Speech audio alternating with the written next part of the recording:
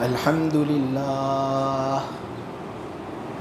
لله نحمده ونستعينه ونستغفره ونؤمن به ونتوكل عليه ونعوذ بالله من شرور أنفسنا ومن سيئات أعمالنا من يهد الله فلا مضل له ومن يضلل فلا هادي له ونشهد أن لا إله إلا الله وحده لا شريك له ونشهد أن سيدنا ومولانا وحبيبنا محمدا عبده ورسوله الحمد لله وكفى والصلاة والسلام على رسوله المصطفى وعلى عباده الذين ارتضى ومن بهداهم اهتدى وبآثار أهل المدينة اكتفى أعوذ بالله من الشيطان الرجيم بسم الله الرحمن الرحيم والليل إذا يغشى والنهار إذا تجلى وما خلق الذكر والأنثى إن سعيكم لشتى فأما من أعطى واتقى وصدق بالحسنى فسنيسره لليسرى وأما من بخل واستغنى وكذب بالحسنى فسنيسره للعسرى وما يغني عنه ماله إذا تردى. پناہ مانگتا ہوں میں مردود شیطان سے اور شروع کرتا ہوں اللہ کے نام سے جو بڑا مہربان سب پر مہربان ہے. قسم کھاتا ہوں میں رات کی جب وہ چھپا دے، میں قسم کھاتا ہوں دن کی جب وہ خوب روشن ہو جاوے. اس ذات کی قسم کھاتا ہوں جس نے نر کو پیدا کیا اور جس نے مادہ کو پیدا کیا. میں قسم کھاتا ہوں اس ذات کی جس نے میل کو پیدا کیا، فیمیل کو پیدا کیا. یقین جانو تمہاری کوششیں الگ الگ طریقے کی ہوتی ہیں. بہرحال وہ شخص جس نے مال دیا، تقوی کی زندگی گزاری، سب سے اچھی بات کو دل سے مانا، تو ان قریب ہم آسانی تک پہنچنا اس کے لیے آسان کر دیں گے. رہا وہ شخص جس نے کنجوسی کی، بے پرواہی برتی، سب سے اچھی بات کو جھٹلایا، تو ان قریب ایسے آدمی کے لیے ہم مشکلی تک پہنچنا آسان کر دیں گے.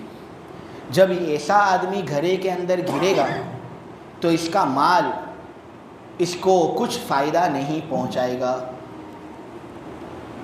الحمدللہ اللہ کے فضل سے سورہ لیل کی تفسیر شروع ہوئی. سورہ لیل مکی سورت ہے. اس کا مطلب یہ کہ یہ ہجرت سے پہلے نازل ہوئی. 21 آیتیں ہیں سورہ لیل کے اندر. الفاظ سورہ لیل کے اندر 71 ہیں، 71، اور حروف اس پوری سورت کے اندر 310 یعنی 310 حروف اس سورت کے اندر ہیں. اللہ کا نظام ہے کہ قرآن کا ہر حرف پڑھنے پر 10 اجر ملتے ہیں. اس لیے علماء فرماتے ہیں کہ چونکہ اس سورت کے اندر 310 حروف ہے، اس لیے اللہ تبارک و تعالیٰ کے قائم کردہ نظام کے مطابق انشاءاللہ کم سے کم آدمی کو 3100 اجر ملیں گے۔ سورہ لیل ایک ایسی صورت ہے جو نبی پاک صلی اللہ علیہ وسلم کو خوب پسند تھی۔ نبی پاک صلی اللہ علیہ وسلم کو اس صورت سے بہت پیار تھا۔ اس کی دلیل یہ ہے کہ بخاری کی روایت ہے کہ حضرت معاذ بن جبل رضی اللہ تعالی عنہ اپنی قوم کو عشاء کی نماز پڑھاتے تھے۔ اب عشاء کی نماز پڑھاتے تو تھے یہ، لیکن قراتیں بہت لمبی لمبی کرتے تھے۔ روایتوں کے اندر ہے کہ عشاء کی نماز کے اندر یہ پوری سورہ بقرہ کی تلاوت کرتے تھے۔ بعض مقتدی لوگ ایسے تھے کہ ان کو صبح کے وقت جلدی اٹھنا ہوتا تھا، اس وجہ سے وہ تاب نہیں لا سکتے تھے حضرت معاذ کے ساتھ عشاء کی نماز پڑھنے کے اندر، لہٰذا انہوں نے شکایت کی نبی پاک صلی اللہ علیہ وسلم سے اور کہا کہ یہ معاذ تو بہت لمبی لمبی عشاء کی نماز پڑھاتا ہے۔ عشاء کی نماز کے اندر سورہ بقرہ کی تلاوت کر دیتے ہیں یہ، اور ہم تو صبح کے وقت جلدی اٹھنے والے لوگ ہیں، ہم اس طرح عشاء کی نماز پڑھ نہیں سکتے، آپ کچھ اس کا علاج فرماؤ۔ تو نبی پاک صلی اللہ علیہ وسلم نے حضرت معاذ کو بلایا اور ان کو ڈانٹا کہ دیکھو تمہیں لوگوں کے لیے آسانی پیدا کرنی ہے، مشکلی پیدا نہیں کرنی۔ اسلام کی نفرت لوگوں کے دلوں کے اندر مت ڈالو، لوگوں کے ساتھ نرم سلوک کرو۔ عشاء کی نماز کے اندر تمہیں مختصر قرات کرنی ہے، اور کون سی صورتوں کی قرات کرنی ہے روایتوں کے اندر ہے، بخاری کی روایت ہے کہ نبی پاک صلی اللہ علیہ وسلم نے جن صورتوں کا شمار کروایا اس میں سے ایک سورۃ اللیل، کہ آدمی عشاء کی نماز کے اندر اگر لوگوں کو نماز پڑھاوے تو عشاء کی نماز کے اندر قرات کر لیا کرے سورہ لیل جیسی صورتوں کی، تاکہ اس کے ذریعے سے مقتدی لوگوں پر آسانی ہو۔ اس سے معلوم ہوا کہ سورہ لیل اس اعتبار سے افضل ہے کہ خود نبی پاک صلی اللہ علیہ وسلم حضرت معاذ کو ترغیب دلا رہے ہیں کہ اگر تمہیں عشاء کی نماز کے اندر کوئی صورت پڑھنی ہو تو سورہ لیل کی تلاوت کرو۔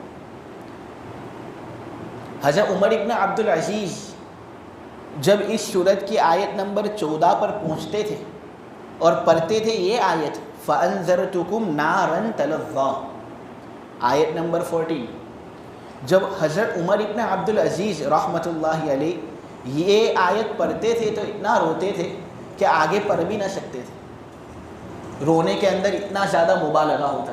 معلوم ہوا اس صورت کا جو مضمون اور مواد ہے، اگر آدمی غور سے اس کو سمجھے گا، غور سے آدمی اس کو پڑھے گا، تو جس طرح عمر ابن عبد العزیز کی آنکھوں سے آنسوؤں کا جریان ہوا، اسی طرح اللہ تبارک و تعالی ہمارے دلوں کو بھی نرم کر دے گا۔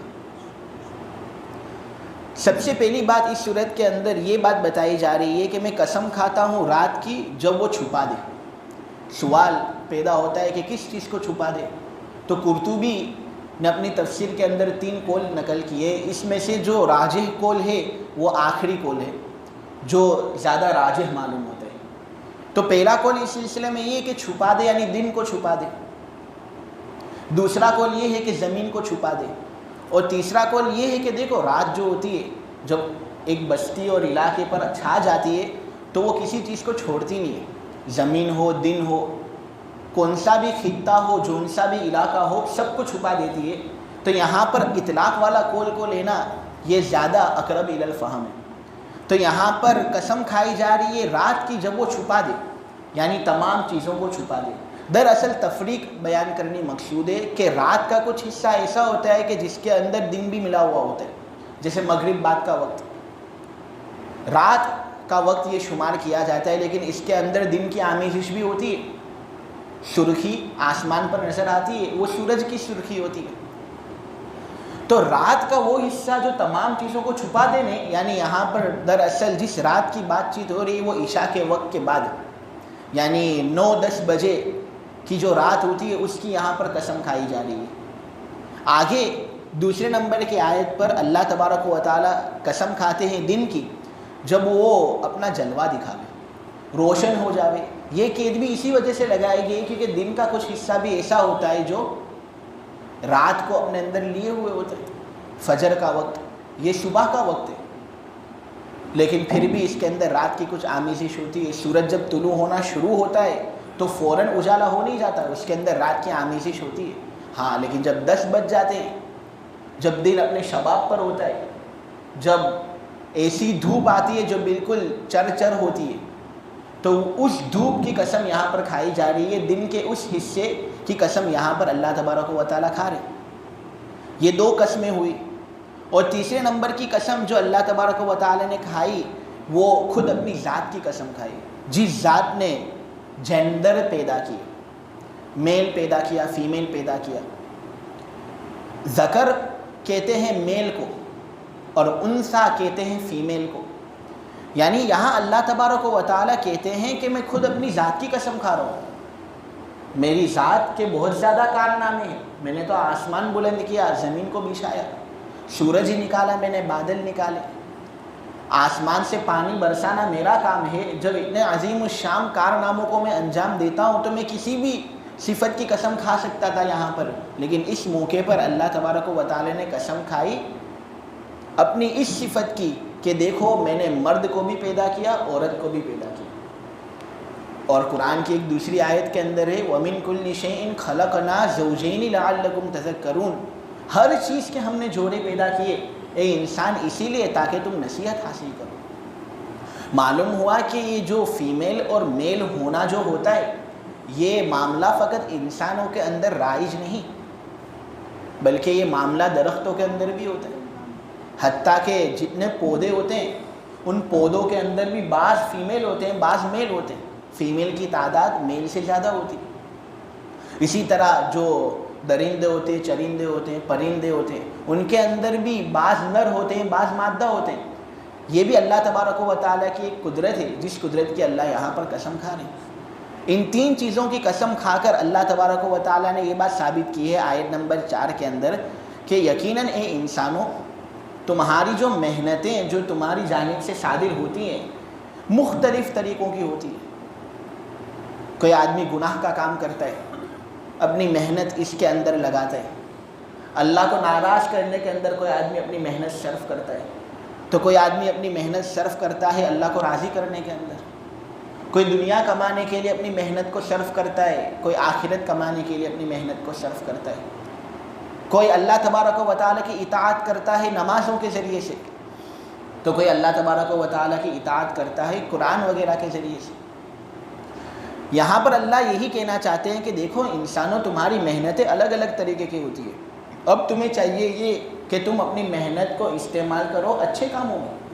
جو اللہ تبارک و تعالیٰ کی طرف سے تمہیں جو صلاحیت دی گئی ہے اس صلاحیت کا استعمال ہونا چاہیے اچھے کاموں میں، نہ یہ کہ تم اس کو استعمال کرو برے کاموں کے اندر. اب یہاں پر قسم تو کھائی گئی نمبر 1 رات کی، نمبر 2 دن کی، اور نمبر 3 میل اور فیمیل کی، اور اس ذات کی جس نے اس کو پیدا کیا. اور یہاں پر جواب قسم کے اندر اللہ فرمانا چاہتے ہیں کہ تمہاری محنتیں الگ الگ طریقے کی ہوتی ہے. تو کیا مناسبت؟ یہ بات ثابت کرنے کے لیے، یہ پوائنٹ پروف کرنے کے لیے اللہ تبارک و تعالی نے یہ الگ الگ طریقوں کی قسمیں کیوں کھائی؟ تو وجہ یہ ہے کہ دیکھو جس طرح اوقات کے اندر اختلاف ہوتا ہے، ایک وقت ہوتا ہے دن والا اور ایک وقت ہوتا ہے رات والا، ایک ہوتا ہے اے ایم تو ایک ہوتا ہے پی ایم. اسی طرح جس طرح جنس کے اندر اختلاف ہوتا ہے کہ ایک جنس ہوتی ہے فیمیل اور ایک جنس ہوتی ہے میل، اسی طرح اے انسانوں تمہاری محنتوں کے اندر بھی اختلاف ہے کہ کچھ اعمال ایسے ہوتے ہیں جو اچھے ہوتے ہیں، اللہ کو بھاتے ہیں، پسند ہوتے ہیں، نہ کچھ اعمال تمہاری جانب سے صادر ہوتے ہیں ایسے کہ اللہ ان سے سخت ناراض ہوتا ہے. لہٰذا کرنے کے کام کرنے چاہیے، اچھے کام کرو اور برے کاموں سے اپنے آپ کو بچاؤ.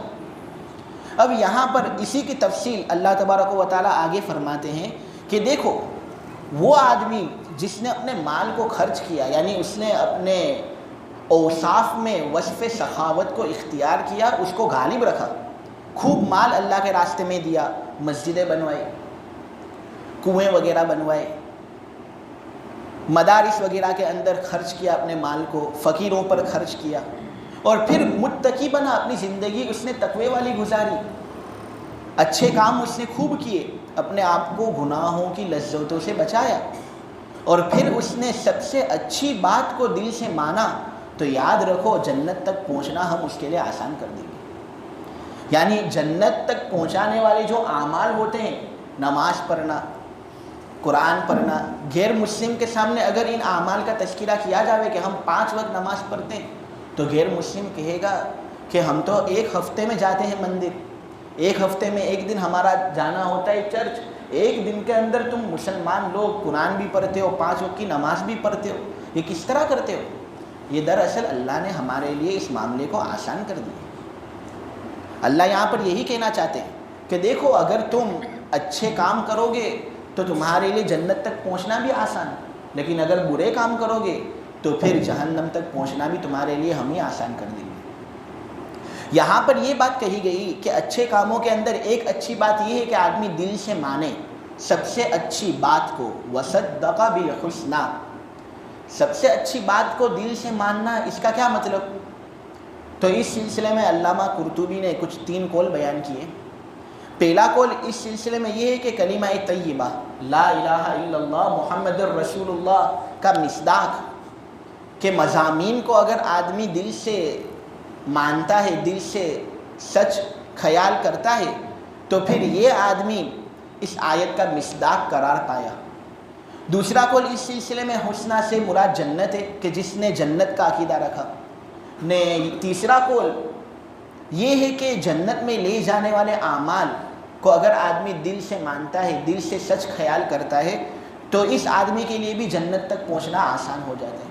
دیکھو ہمارے لیے جنت وغیرہ کا عقیدہ تو بہت کمزور ہو چکا ہے ہماری نسلوں کے اندر، لیکن ہمارے اسلاف جو تھے ان کو چونکہ جنت کا خوب یقین تھا اور جنت کا مکمل چونکہ ان کو استحضار تھا، تو اس استحضار کی وجہ سے جو اعمال وہ کرتے تھے اور جو اعمال ہم کرتے ہیں اس کے اندر زمین آسمان کا فرق ہے۔ تو دراصل جس کا خیال اور جس کا عقیدہ جنت پر جتنا زیادہ مضبوط ہوگا نا کہ ہاں ایک زمانہ ایسا آئے گا کہ اللہ تبارک و تعالی ہمیں جنت سے سرفراز کرے گا، تو ہم اعمال کے اندر بھی اتنے زیادہ عروج پر جائیں گے۔ لیکن اگر جنت کا عقیدہ ہمارا کمزور کہ کیا پتہ ہے بھی یا نہیں، ہم جو عبادتیں انجام دے رہے ہیں تو اس کے بدلے میں کیا ہمیں جنت ملنے والی بھی ہے یا نہیں، اگر ہمارا ایسا کمزور عقیدہ ہو جنت پر تو اس صورت میں اعمال کرنے کے اندر بھی سستی پیدا ہوتی ہے۔ حضرت کعب رضی اللہ تعالی عنہ واقعہ بیان کرتے ہیں، وہ یہ فرماتے ہیں کہ ایک مرتبہ نبی پاک صلی اللہ علیہ وسلم کی ملاقات ہوئی انصار کے ساتھ۔ انصار وہ لوگ ہیں جو مدینے میں پہلے رہتے تھے اور انہوں نے نبی پاک صلی اللہ علیہ وسلم کی مدد کی۔ تو نبی پاک صلی اللہ علیہ وسلم چونکہ مکہ کے اندر بہت زیادہ تکلیفیں برداشت کیے ہوئے تھے، اب ان کو مائیگریٹ اور ہجرت کرنی تھی مدینے کی طرف، تو ظاہر سی بات ہے مدینے والوں کا سپورٹ پہلے ہونا چاہیے، تب نبی پاک صلی اللہ علیہ وسلم مائیگریٹ کریں گے اور ہجرت کریں گے مکہ سے مدینے کی طرف۔ اب حضرت عباس رضی اللہ تعالی عنہ جو نبی پاک صلی اللہ علیہ وسلم کے چچا ہیں، وہ فرماتے ہیں کہ میں نے ملاقات کروائی نبی پاک صلی اللہ علیہ وسلم کی انصار کے ساتھ۔ نبی پاک صلی اللہ علیہ وسلم کی ملاقات حضرت عباس نے کروائی، حالانکہ نبی پاک صلی اللہ علیہ وسلم پر اس وقت حضرت عباس ایمان لائے ہوئے نہیں تھے، لیکن حمیت رشتہ داری کی تھی، اس لیے انہوں نے کہا انصار والوں سے کہ انصاریوں دیکھو یہ میرا بھتیجا محمد ہے، میں اس کے دین پر ایمان نہیں لا رہا ہوں، لیکن یہ چونکہ میرا بھتیجا ہے اور اس کو مکہ والوں نے بہت زیادہ پریشان کیا ہے، اس لیے میں یہ چاہتا ہوں کہ یہ مدینہ آ جائے، کیا تم اس کو سنبھال لو گے؟ تو انصار والوں نے نبی پاک صلی اللہ علیہ وسلم کی طرف توجہ کر کے یہ بات فرمائی کہ اے اللہ کے نبی تم ہم سے کیا چاہتے ہو؟ تو نبی پاک صلی اللہ علیہ وسلم نے کہا کہ میں یہ چاہتا ہوں کہ تم میری حفاظت کرو، ایسی حفاظت کرو جس طرح تم حفاظت اپنی بیوی بچوں کی کرتے ہو۔ میں یہ چاہتا ہوں کہ تم مجھ پر خرچ کرو، اتنا خرچ کرو جتنا خرچ تم اپنی بیوی بچوں پر کرتے ہو۔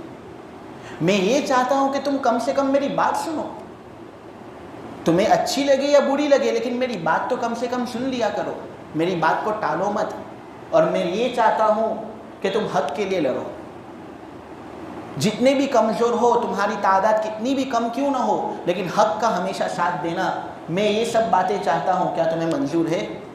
تو انصار نے کہا ہمیں سب باتیں منظور ہے، ہم تمہاری حفاظت بھی کریں گے، تم پر خرچ بھی کریں گے، بدلے میں ہمیں کیا ملے گا؟ تو نبی پاک صلی اللہ علیہ وسلم نے اس موقع پر فرمایا تھا کہ تمہیں بدلے میں جنت ملے گی، تم میری فرما برداری کرو گے، میری بات مانو گے، میری حفاظت کرو گے، مجھ پر خرچ کرو گے، تو میں تمہیں وعدہ کرتا ہوں کہ بدلے میں تمہیں جنت ملے گی۔ اب کوئی شکی آدمی ہو، شک کرنے کا عادی ہو، وہ تو یہی کہے گا کہ نبی پاک صلی اللہ علیہ وسلم یہاں پر اتنے سب کام اپنے کروا رہے ہیں اور بدلے میں ایک مٹھائی بانٹنے والے ہیں آسمان۔ کوئی شکی آدمی یہی سوچے گا، لیکن نہیں، ان لوگوں کے اندر ایمان تھا، ایک آگ تھی ان لوگوں کے سینوں کے اندر جو ان کو آمادہ کرتی تھی اس بات پر کہ اس نبی کی بات ماننی ہے۔ کعب رضی اللہ تعالی عنہ یہ واقعہ بیان کرتے ہیں، اور جب انصار نے وہ سودا قبول کر لیا کہ ٹھیک ہے ہم تمہاری حفاظت کریں گے، بدلے میں ہمیں جنت ملنی چاہیے، تو اس وقت حضرت کعب نے یہ بات کہی، ربیح البیع، کیا ہی بہترین سودا کیا۔ انصار لوگوں نے اپنی مختصر زندگی نبی پاک صلی اللہ علیہ وسلم کے قدموں میں جا کر رکھ دی اور بدلے میں جنت کما گئے، ربیح البیع، کیا ہی بہترین سودا کیا۔ تو یہ تھے وہ لوگ جن کو باقاعدہ یقین تھا، وصدق بالحسنی، سب سے اچھی بات کو انہوں نے دل سے مانا تھا۔ صہیب رومی، روم کے باشندے تھے، یہ مکہ آئے تھے، غلام بنا کر ان کو مکہ لایا گیا اور کافی زندگی کا عرصہ انہوں نے غلامی کے اندر گزارا صہیب رومی نے، لیکن پھر خود اپنے آپ کو آزاد کیا اور خوب مال کمایا۔ آئے تھے مکہ کے اندر بالکل فقیر ہو کر، لیکن اب بن گئے تھے مکہ کے بڑے تجاروں میں سے ایک تاجر۔ اب یہ جا رہے ہیں مدینہ، کیونکہ نبی پاک صلی اللہ علیہ وسلم ان لوگ سب مدینہ میں تھے، تو سب مکہ والے کہہ رہے ہیں کہ دیکھو تو صحیح، اس کو آیا تھا مکہ کے اندر، کچھ مال پانی کچھ تھا نہیں اس کے پاس، اب جا رہا ہے اتنی سب دولت وغیرہ کما کر، اس کو ہم جانے اس طرح نہیں دیں گے۔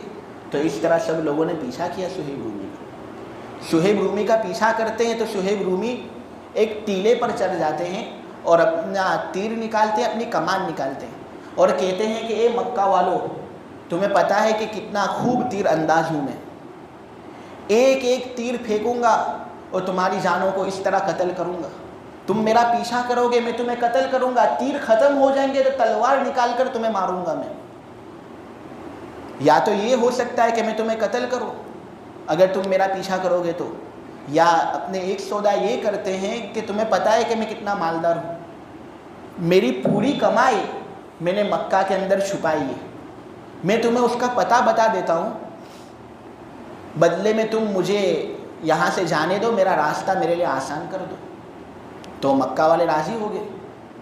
تو اس طرح صہیب رومی مدینہ پہنچتے، نبی پاک صلی اللہ علیہ وسلم تو اللہ کے نبی تھے، اللہ تبارک و تعالیٰ اپنے نبی کو بتا دیتے تھے وہ سب باتیں جو اصحاب کے درمیان ہوتی تھی۔ نبی پاک صلی اللہ علیہ وسلم کی خدمت میں حضرت صہیب رومی کا حاضر ہونا ہوتا ہے، اور نبی پاک صلی اللہ علیہ وسلم کو خبر ہو جاتی ہے اس بات کی کہ صہیب رومی نے اپنی ساری دولت خرچ کر کے یہاں پر حاضری کو خریدا ہے۔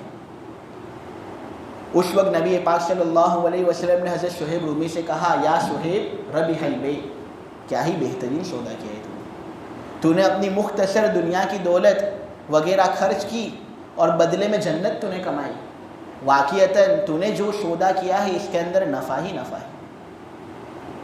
ابو الدحداء انصاری رضی اللہ تعالی عنہ نبی پاک صلی اللہ علیہ وسلم کی مجلس کے اندر بیٹھے ہوئے تھے، ایک یتیم آتا ہے نبی پاک صلی اللہ علیہ وسلم کے پاس روتا ہوا اور کہتا ہے کہ اے اللہ کے نبی، میرا ایک باغ ہے، میرے والدین نے میرے لیے ایک باغ چھوڑا ہے، میں چاہتا ہوں کہ میں اس باغ کے ارد گرد ایک بار لگاؤں، فینس لگاؤں، لیکن بیچ میں ایک آدمی کا درخت ہے، وہ بیچ میں آ جاتا ہے، اس کے بیچ میں آ جانے کی وجہ سے میں اپنا بارہ لگا نہیں سکتا، میں اپنے باغ کے ارد گرد فینس لگا نہیں سکتا، تو آپ ذرا اس کے ساتھ بات کریں کہ وہ مجھے بیچ دے وہ، تاکہ میں اس کو کاٹ دوں اور اس کے ارد گرد میں اپنا جو بار مجھے لگانا ہے وہ میں لگا دوں۔ نبی پاک صلی اللہ علیہ وسلم نے کہا کہ بلاؤ اس کو۔ اب وہ تھا آدمی جس کا یہ جو درخت تھا جس کے پاس سے اس یتیم کو خریدنا ہے، وہ تھا بڑا پکا منافق، یعنی اللہ کا دشمن تھا، نبی پاک صلی اللہ علیہ وسلم کا دشمن تھا۔ تو نبی پاک صلی اللہ علیہ وسلم نے اس سے کہا کہ اے فلاں، تو اپنا یہ درخت مجھے بیچ دے، بدلے کے اندر میں جنت کا ایک درخت تجھے دوں گا، بعض روایتوں کے اندر ہے کہ جنت کی ایک کھجور میں تجھے دوں گا۔ اور اس نے کہا کیا مذاق کرتے ہو، میں اتنی قیمت کے اندر اپنے ایک درخت کو بیچوں گا نہیں، چلا گیا۔ اب اس وقت حضرت ابو الدحداء انصاری رضی اللہ تعالیٰ عنہ بھی مجلس کے اندر شریک تھے۔ مجلس کے اندر شریک ہوتے ہیں اور وہ کہتے ہیں کہ اللہ کے نبی آپ مجھے اجازت دو، ذرا اس سے کام ہے۔ تو نبی پاک صلی اللہ علیہ وسلم نے پوچھا کیا کام ہے تمہیں؟ تو انہوں نے کہا کہ ایک سودا کرنا ہے اس کے ساتھ، کیا مجھے بھی بدلے میں وہ چیز ملے گی جو آپ نے بدلے میں اس کو دی؟ تو نبی پاک صلی اللہ علیہ وسلم نے کہا کہ جی، اگر تم اس درخت کو خرید کر لائے تو بدلے میں تمہیں بھی جنت کا ایک درخت ملے گا، یہ میرا پکا وعدہ ہے۔ بعض روایتوں کے اندر جنت کی ایک کھجور ملے گی تجھے۔ وہ کھڑے ہوتے ہیں اور اس منافق کے پاس جاتے ہیں اور کہتے ہیں کہ یہ درخت مجھے بیچ دے۔ تو اس نے کہا کہ نبی کو جب میں نے بیچا نہیں تو کون ہوتا ہے کہ میں تجھے بیچوں؟ جب نبی نے یہ درخت مجھ سے مانگا، اس کے ہاتھ میں نے اس کو فروخت نہیں کیا، تو تیری کیا اوقات کہ یہ درخت مجھ سے مانگتا ہے؟ جا جا۔ تو انہوں نے کہا تو جانتا ہے میں کون ہوں؟ میں ابو الدحداء انصاری ہوں۔ تو اس نے کہا تو ابو الدحداء ہے؟ ہاں۔ تو ابو الدحداء کے تو مدینے کے اندر بہت بڑے بڑے باغات ہیں، اس کے باغ کا جو پانی ہوتا ہے وہ بھی بہت میٹھا اور شیریں ہے، تو وہ ابو الدحداء ہے؟ تو ابو الدحداء نے کہا ہاں میں وہ ہوں۔ تجھے پتہ ہے کہ میرا باغ کتنا بڑا ہے؟ تجھے یہ بھی معلوم ہے کہ میرے باغ کے اندر جو نہر بہتی ہے اس کا پانی کتنا میٹھا اور شیریں ہے؟ کیا کہتا ہے؟ میں پورا باغ دیتا ہوں بدلے میں، تو مجھے وہ درخت بیچ دے۔ اس نے کہا مذاق کرتا ہے میرے ساتھ؟ تو انہوں نے بھی کہا کہ آزما لے بھائی، اگر تجھے لگتا ہے کہ میں مذاق کرتا ہوں تو آزما لے۔ اس طرح انہوں نے اپنا پورا باغ بیچ دیا اور ایک درخت لے کر آئے، نبی پاک صلی اللہ علیہ وسلم کی خدمت میں حاضری دیتے ہیں۔ نبی پاک صلی اللہ علیہ وسلم نے کہتے ہیں یا ابا الدحداء، اے ابو دحداء کیا کر کے آیا تو؟ انہوں نے کہا پورا باغ دے دیا میں نے اور بدلے میں ایک درخت خرید کر لایا ہوں، وہ درخت جو یتیم کے فائدے کے اندر خرچ ہوگا۔ تو نبی پاک صلی اللہ علیہ وسلم نے اس وقت کہا کہ اے ابو الدحداء، جب تو یہاں سے جا رہا تھا تب تو میں نے تجھ سے وعدہ کیا تھا اس بات کا کہ تجھے جنت کے اندر ایک کھجور یا ایک درخت ملے گا۔ اب میں دیکھ رہا ہوں تیری جنت کو، وہ درختوں سے بھرپور ہے، درختوں سے لبریز۔ ابو الدحداء جاتے ہیں گھر پر، اپنی بیوی سے کہتے ہیں کہ ایک گھر جلدی خالی کر، جلدی گھر خالی کر، یہ بیچ دیا انہوں نے۔ ان کی بیوی پوچھتی ہے ارے کیا ہوا، کس طرح بیچا، کیا معاملہ ہوا؟ تو انہوں نے کہا کہ میں نے جنت کے کئی درختوں کے بدلے میں اپنا پورا باغ بیچ دیا ہے۔ تو اس وقت ان کی بیوی نے کیا کہا پتہ ہے؟ ربیح البیع، کیا ہی بہترین سودا کیا، اے میرے شوہر تو نے کیا بہتر سودا کیا ہے کہ یہ مختصر زندگی کے درخت تو نے بیچ دیے اور جنت کے درخت خرید کر لایا تھا۔ ایسا درخت جنت کا کہ اگر عربی النسل گھوڑا اس کے سائے کے اندر دوڑ لگاتا ہے تو 500 سال تک وہ دوڑتا رہے گا لیکن اس کا سایہ کبھی ختم نہیں ہوگا۔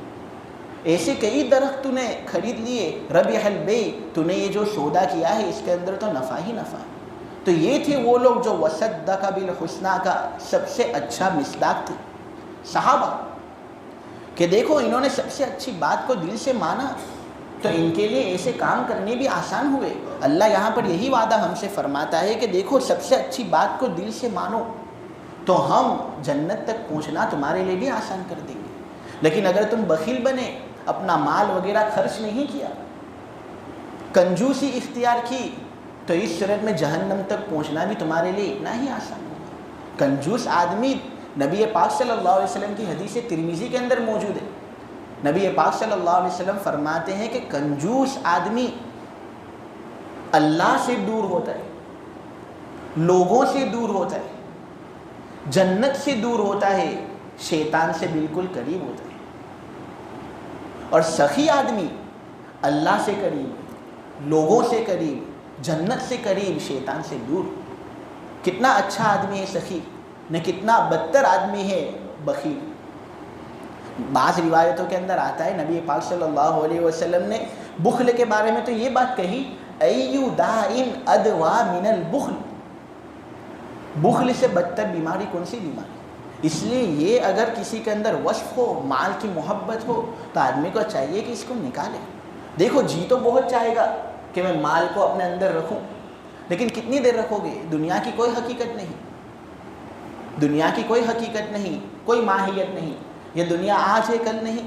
تم اگر اپنا مال بچا کر رکھتے بھی ہو تو یہ مال وہ ہے مال جو بعد میں تمہارے ورثہ استعمال کریں گے. نہیں پھر صحیح کاموں کے اندر استعمال ہوتا بھی ہے یا نہیں، یہ بھی ایک سوال ہے. اس لیے آدمی کو چاہیے کہ خوب سخاوت اختیار کرے، کبھی بھی بخیل نہ بنے، کنجوس نہ بنے. نہیں دوسری یہاں پر برائی جو بیان کی گئی وہ یہ ہے کہ آدمی بے پرواہی برتے. اگر کوئی آدمی بے پرواہ بنتا ہے، لاپرواہی دکھاتا ہے، نبی پاک صلی اللہ علیہ وسلم کی نصیحتیں، قرآن کی جو نصیحتیں ہیں ان کو سنی انسنی کرتا ہے، تو ایسا آدمی بھی اللہ تبارک و تعالیٰ کی نگاہ سے بالکل گر جاتا ہے. وَأَمَّا مَن بَخِلَ وَاسْتَغْنَىٰ، جس نے بے پرواہی برتی، لاپرواہی برتی. اس لیے آدمی کو چاہیے کہ کبھی بھی غفلت میں نہ رہے، ہمیشہ آدمی اللہ تبارک و تعالیٰ کو راضی کرنے کی فکر کے اندر رہے. صحیح مسلم کی روایت ہے، حضرت ابو ہریرہ رضی اللہ تعالیٰ عنہ بیان کرتے ہیں کہ اللہ تبارک و تعالیٰ قیامت کے دن ایک شخص سے کہے گا کہ اے بندے، تجھے پتا تھا کہ ایک دن میں بیمار تھا لیکن تو میرے بیمار ہونے کے باوجود تو نے میری عیادت نہیں کی. آدمی کہے گا اے پالنہار، تو تو رب العالمین ہے، تمام جہان تیرے قدمے کے اندر ہے، تیرے قدموں کے اندر پورے جہان ہے، تو تو رب العالمین ہے، تو بیمار کس طرح ہو سکتا ہے؟ جب تو بیمار ہو نہیں سکتا تو پھر عیادت کرنے کی تو بہت دور کی بات ہے. تو اللہ کہے گا کہ میرا فلاں بندہ بیمار تھا، میرا فلاں بندہ بیمار تھا، تو نے اس کی عیادت نہیں کی. اگر تو اس کی عیادت کرتا نا تو اس کے یہاں تو مجھے پاتا. معلوم ہوا بیمار کی عیادت کرنی چاہیے. پھر اللہ اس آدمی سے کہے گا کہ اے میرے بندے، میں بھوکا تھا، کھانے کی طلب تھی مجھے لیکن تو نے مجھے کھانا نہیں کھلایا. آدمی کہے گا اے پالنہار، تو تو رب العالمین ہے، تجھے تو بھوک نہیں لگتی، کھانا کھانے کی تو بہت دور کی بات ہے، میں تجھے کس طرح کھانا کھلا سکتا ہوں؟ تو اس وقت اللہ تبارک و تعالیٰ کہے گا میرا ایک بندہ بھوکا تھا، اگر تو اس کو کھانا کھلاتا نہیں تو اس کا اجر، بڑا اجر تو آج میرے پاس پاتا. معلوم ہوا لوگوں کو کھانا کھلانا چاہیے، بے پرواہی برتنی نہیں چاہیے. پھر اللہ اس شخص سے کہے گا کہ میں پیاسا تھا، تو نے مجھے پانی نہیں پلایا. وہ یہی کہے گا کہ اے اللہ، تو تو پانی کا مالک ہے، سمندر، دریا، نہر وغیرہ سب تیرے قبضے قدرت کے اندر ہے، تجھے تو پیاس نہیں لگتی، پانی پلانے کی تو بہت دور کی بات ہے، تو تو رب العالمین ہے. تو اللہ یہی کہے گا کہ میرا فلاں بندہ پیاسا تھا، کم سے کم اس کو پانی پلا دیتا، اگر تو اس کو پانی پلاتا تو اس کا بڑا اجر تو میرے پاس پاتا، لیکن تو نے چونکہ اس کو پانی نہیں پلایا اس لیے آج تیرے لیے کوئی اجر نہیں. معلوم یہ ہوا کہ آدمی کو ہمدرد بننا چاہیے. ایک مسلمان تکلیف کے اندر ہو تو دوسرے مسلمان کو اس کی تکلیف کا احساس ہونا چاہیے. اگر ایک مسلمان مشقت کے اندر ہو تو دوسرا مسلمان بھی یہی سمجھے کہ میں ہی مشقت میں ہوں. آدمی پر کوئی مشقت ہوتی ہے تو وہ اس کو دور کرنے کی ترغیبیں کرتا ہے، نہ کر وہ دور کرنے کی کوئی ترکیب اس کے پاس نہیں ہوتی تو کم سے کم دعا تو مانگتا ہے نا. اس لیے ہمیں چاہیے کہ ہم دوسرے مسلمانوں کے لیے ایسا ہمدردی والا سلوک کریں، بے پرواہ نہ بنیں. اس لیے کہ جو بے پرواہی برتتا ہے اور سب سے اچھی بات کو جھٹلاتا ہے تو مشکل تک پہنچنا ہم اس کے لیے آسان کر دیتے ہیں. اب یہاں پر یہ جو آیت ہے وَصَدَّقَ بِالْحُسْنَى، جس نے سب سے اچھی بات کو دل سے مانا، ابن کثیر اپنی تفسیر ابن کثیر کے اندر یہ بات بیان کرتے ہیں کہ آیت کا اول مصداق حضرت ابو بکر صدیق رضی اللہ تعالیٰ عنہ. یعنی ویسے تو یہ آیت ہر اس شخص کے لیے ہے جو اس آیت پر اترے، لیکن سب سے پہلا شخص جس کے بارے میں یہ آیت نازل ہوئی نا تو وہ حضرت ابو بکر صدیق رضی اللہ تعالیٰ عنہ تھے. حضرت ابو بکر صدیق رضی اللہ تعالیٰ عنہ کو اللہ نے بہت زیادہ مال دیا تھا اور بہت فیاض بھی تھے، بہت سخی بھی تھے، یہ سخاوت بھی خوب کرتے تھے. تو اللہ نے ان کے بارے میں یہ آیت نازل فرمائی. یہ حضرت ابو بکر صدیق، اگر ان کا جو حلیہ جو احادیث کی کتابوں کے اندر بیان کیا جاتا ہے وہ یہ ہے کہ ان کے ہڈے دکھتے تھے، یعنی یہ اتنے پتلے تھے اور اتنے نحیف اور کمزور تھے کہ باقاعدہ ان کے ہڈے دکھتے تھے. لیکن ان کے بارے میں صحابہ بیان کرتے ہیں کہ ایمان ایسا مضبوط کہ اگر پوری مسلمان امت بھی ایک جگہ کھڑی ہو جاوے نہ دوسری جگہ ابو بکر کھڑا ہو تو ابو بکر کا ایمان ان سب پر بھاری. سب سے افضل شخص نبیوں کے بعد حضرت ابو بکر صدیق رضی اللہ تعالی عنہ. تو یہاں پر یہ آیت ان کے بارے میں نازل ہوئی. دراصل روایت کے اندر آتا ہے یہ کہ حضرت بلال رضی اللہ تعالی عنہ کو امیہ ابن خلف جمحی تکلیف پہنچا رہا تھا. اور ان کو طرح طرح کے عذاب وغیرہ کے اندر مبتلا اس نے کیا تھا.